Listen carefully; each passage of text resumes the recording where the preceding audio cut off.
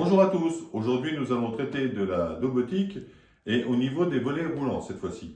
Alors voilà le problème de l'école, nous avons une maison qui a été rénovée et lors de la rénovation, on a installé des volets roulants filaires. La personne a installé des roulants filaires. Mais aujourd'hui, donc on veut domotiser l'installation et évidemment on ne va pas s'amuser à recasser l'installation pour faire ces modifications-là. Donc, comme à l'habitude, sur les volets roulants filaires, vous avez une sortie de câble qui se trouve en général à droite ou à gauche, où on a la sortie de câble de notre volet et on s'arrange toujours pour la mettre sur une boîte de dérivation ou quelque chose dans ce genre. Et comme l'installation fonctionnait donc sans domotique, on avait un bouton ici qui se trouve sur la partie basse et qui nous permet donc de monter, descendre le volet dans la position que l'on désire. Mais là, cette fois-ci, on veut domotiser l'ensemble de la maison. Donc cette fois-ci, c'est de piloter la maison ou par le téléphone, donc en local ou à distance, avoir la possibilité d'avoir un scénario et d'ouvrir éventuellement donc les volets à des heures désirées. Alors, sans faire de travaux, comme d'habitude, avec le minimum de frais. Donc voici ce qu'on va installer. C'est un petit module qui va faire donc la relation entre votre téléphone et l'installation électrique. Le but, c'est pas tellement de le connecter à l'installation, ça ne pose aucun problème, le produit est bien fait, ça va très vite. D'ailleurs, puisqu'on parle de ça, ici, la première chose à faire, et qu'on a déjà fait, vous pouvez remarquer au-dessus de la box, on a donc une passerelle à installer, et il y a simplement une alimentation sur la passerelle, et un câble RJ45 qui va donc de la passerelle à la box. C'est la seule chose à faire.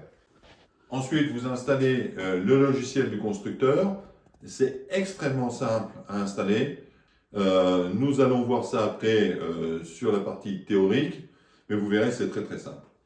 Alors, le but, c'est pas tellement, comme je vous le disais, d'installer les modules en lui-même. Parce que si vous aviez une simple alimentation, juste le module à monter, ça pose pas de problème. Mais c'est toujours les modifications électriques qu'il faut opérer pour installer ces petits modules. Alors ici, on a un exemple, on a l'installation filaire qui arrive dans la boîte de dérivation. En général, c'est un câble souple qui vient du volet. Les câbles rigides, c'est les câbles d'alimentation qui arrivent de votre maison.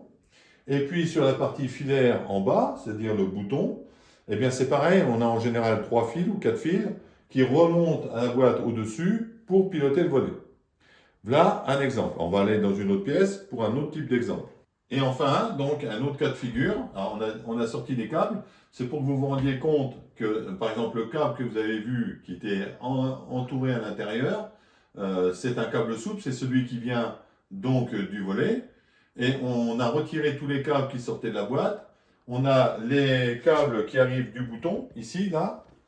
Mais toute cette partie-là est en rénovation, donc à la limite, on aurait pu faire quelque chose. Mais donc, pour nous, il n'y a pas de travaux. On va récupérer les fils qui viennent de notre bouton qui sont là-haut. Et on a une alimentation qui vient de l'intérieur du bâtiment et qui repasse par des prises parce que ça avait été fait comme ça à l'époque. Et donc, c'est pareil, on modifie pas l'installation. On va réinsérer ce petit module et terminer. Voilà.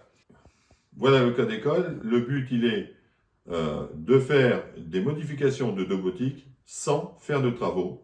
C'est l'impératif qui a été demandé par la personne. Et évidemment que tout soit piloté et par téléphone, et à distance, et par heure, avec des scénarios, etc. Donc on va pouvoir répondre à ça.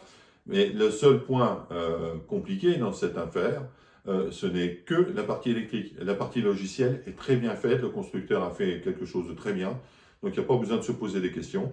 Et nous, on va travailler au maximum sur la partie filerie, qu'on va vous expliquer en théorie, et on vous expliquera aussi la théorie de communication que nous avons avec ce type de matériel.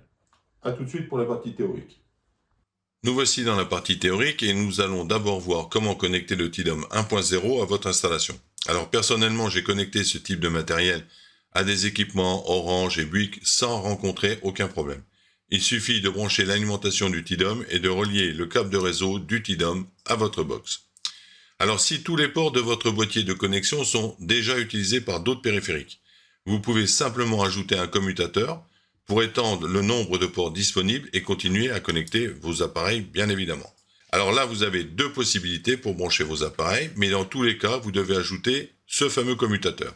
La première option est de brancher le commutateur, ensuite de brancher votre TDOM sur celui-ci, et la deuxième option est de brancher votre TDOM directement sur votre boîtier de box et utiliser le commutateur pour connecter vos équipements. Après l'installation du matériel, il suffit de télécharger gratuitement l'application depuis Google Play et Apple Store, activer la connexion Wi-Fi sur votre smartphone ou tablette et connectez-vous au même réseau local que votre TDOM. Alors là, on peut voir deux captures d'écran de smartphone. Peu importe la plateforme utilisée, iOS ou Android, pour l'application, le fonctionnement est identique. La première capture présente tous les équipements potentiels que vous pourriez connecter.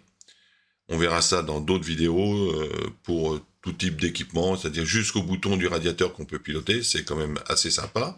Dans la deuxième capture, nous pouvons observer les fonctionnalités de nos volets roulants. Il est possible de les ouvrir et fermer manuellement, mais aussi de régler l'ouverture selon nos désirs, bien évidemment. Il est également possible d'avoir un ensemble de fermetures globales et de créer aussi des scénarios. Alors, examinons maintenant le module en question.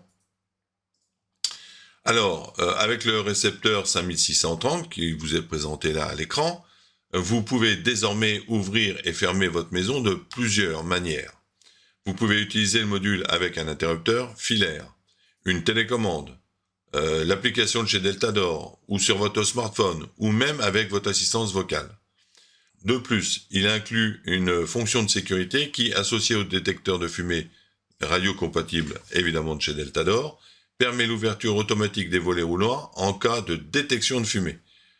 Ou pour ceux, éventuellement, qui oublient de fermer les volets ou les fenêtres quand on part chez les amis et on s'aperçoit à 40 km qu'il y a un orage ou une tempête, c'est quand même sympa de pouvoir les fermer à distance. Alors nous allons voir maintenant comment brancher ces différents modules dans des installations existantes en respectant les normes électriques. Alors en général, les volets roulants ont un bouton donc sur la partie inférieure pour pouvoir les piloter en manuel, ou alors c'est une installation filaire et donc il n'y a que les boutons. Et en haut, à gauche ou à droite, vous avez la sortie câble. Alors ça c'est vrai pour les maisons qui ne possèdent pas de faux plafond, mais quand vous avez par exemple des combles libres, on peut mettre éventuellement les boîtes de dérivation dans les combles libres. Mais n'oubliez pas qu'il faut toujours un accès à ces boîtes. Sur la partie câble, nous avons donc le câble souple qui vient du volet roulant. Nous avons le câble ou la gaine avec les fils électriques qui viennent du tableau électrique pour l'alimentation. Et là, on retrouve évidemment la phase, le neutre et le jaune et vert. Et on a un câble qui part de la boîte haute vers la boîte basse avec donc 4 fils. Donc 2 fils, un montée, un descente, un pour l'alimentation et le jaune et vert, le conducteur de protection. Alors, on va voir, moi c'est ce que j'appelle un câblage sans contrainte, c'est-à-dire on va câbler notre volet roulant sans module de domotique. Comme ça, on va déjà appréhender comment ça fonctionne sur un système standard. Donc là, on va prendre des wagons débrayables, parce qu'on a une partie en fil souple, donc c'est quand même plus facile. On raccorde le neutre, on passe à la phase, qui rejoint le commun du bouton des volets roulants. Nous avons ensuite donc la montée et nous avons ensuite la descente. Et bien évidemment, il faut raccorder les conducteurs de protection, ce qu'on fait là, et voilà, l'ensemble est réglé. Donc ça, c'est un câblage filaire. C'est ce que vous pouvez avoir dans votre maison, si vous n'avez pas de télécommande ou de choses comme ça. C'est en principe le système-là qui est câblé. Alors, il existe des volets roulants spécifiques où le système de câblage est différent. Mais 85% des câblages de volets roulants, c'est ce type de câblage. Alors maintenant, on va insérer notre module. Alors, on va déconnecter les fils du bouton, mais dans la boîte supérieure. Moi, je les enlève sur le schéma, mais vous, il ne faut pas les décabler ou les retirer de la gaine. On va les réutiliser. Donc moi je les enlève, voilà, voilà, et voilà. Ça permet d'avoir une meilleure compréhension. Donc en théorie, quand vous avez débranché vos 3 fils dans votre boîte de dérivation, l'ensemble doit être comme celui-ci. Maintenant, on va donc raccorder notre module. Donc pour cela, je vais raccorder la phase à mon module parce qu'il a besoin d'une alimentation de 120 et bien évidemment le neutre. Et puis ensuite, on va brancher donc la descente et ensuite la montée. Voilà, comme il est câblé là, le système fonctionne déjà. C'est-à-dire qu'il fonctionne avec, par exemple, un bouton sans fil Deltador, avec les télécommandes Deltador et même avec le système de domotique. Là, ça fonctionne. Mais on va mettre en plus notre commande manuelle, hein, puisqu'on avait le bouton, et c'est quand même plus sympa. Donc pour cela, on va utiliser les petits fils qui sont à l'intérieur de la boîte, et on raccordera ces 3 petits fils directement sur le bouton du volet roulant existant. C'est pour ça que je vous ai dit qu'il ne fallait surtout pas enlever les fils des gaines de votre volet roulant. Celui qui va évidemment sur le bouton. Alors dans la petite boîte que vous avez chez Deltador, vous avez 3 petits fils. Parce que pour mettre du 1.5 sur cette partie-là, c'est relativement délicat. Donc vous prenez les 3 petits fils de chez Deltador, vous les raccordez sur des wagons et vous raccordez vos fils de 1.5 dessus, ce qui évite de forcer à l'intérieur du petit module. Voilà, on arrive à la fin de ce tuto. J'espère qu'il vous sera profitable. Si vous avez apprécié, eh bien, un petit coup de pouce. Si vous n'êtes pas abonné, abonnez-vous. Et moi, je vous dis donc au revoir.